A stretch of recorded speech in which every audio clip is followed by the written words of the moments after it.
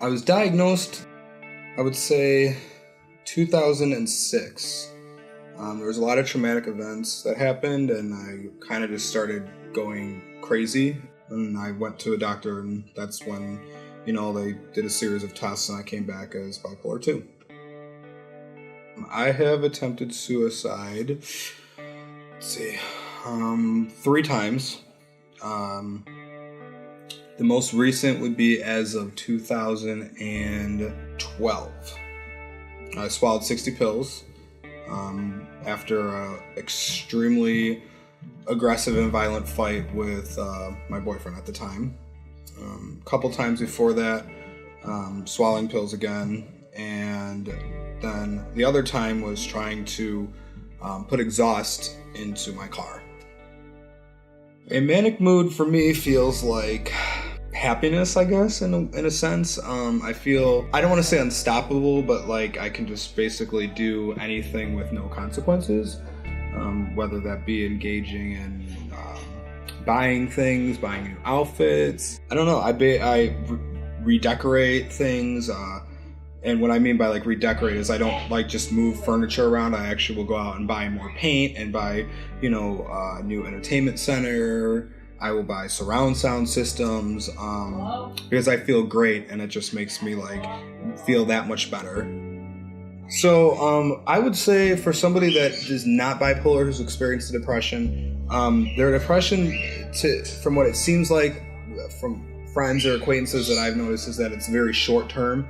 Might be a couple days, where you can normally talk them out of that depression. They don't sit inside their room for months at a time. They don't quit their job. They don't push everybody away. They more or less seek help from others to try to feel better.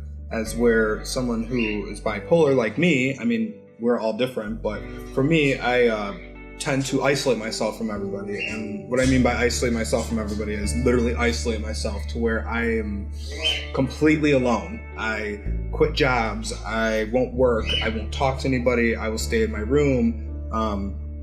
I will partake in using drugs just to get the depression feeling away. Some other type of pain to not feel the depression, as where most people will just talk to somebody and they kind of tend to get out of it. Mine lasts for a long time. Something I'm proud of in my life, being a part of this family, the family that I was adopted into.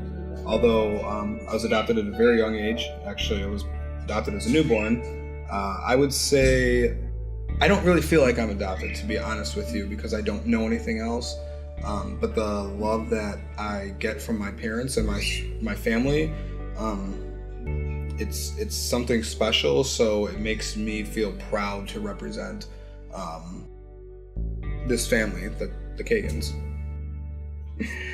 How do I cope with the horrible symptoms? Well, it used to be drugs. Some other ways of coping for me would be special effects makeup. I use a lot of my emotions. I put them in my work to portray what I'm feeling inside. Some people kind of get it twisted and they think that I might be demonic or like worship the devil, but it's really not. It's more or less to take what I'm feeling inside my body and my head and I throw it out there into an art piece or a makeup, and it helps people understand like this is what's going on inside. Start to say things out loud instead of thinking things in your head. Sit down and look in a mirror and say things out loud that are positive about yourself. Because when you say something positive about yourself out loud, it tends to mask what you're, hearing, or the voices you're hearing inside that are telling you something different. I look at myself in the mirror and I'll tell myself, you are smart, you have a lot to offer. It takes away from what you're hearing inside your head. I can say that I definitely suggest you talking to a therapist and, give the medication a try. Talk to your loved ones, talk to your family, talk to your friends, express how you're feeling, but don't do it in a violent, mean way. Don't just fly off the handle, because it actually creates more damage than it does healing.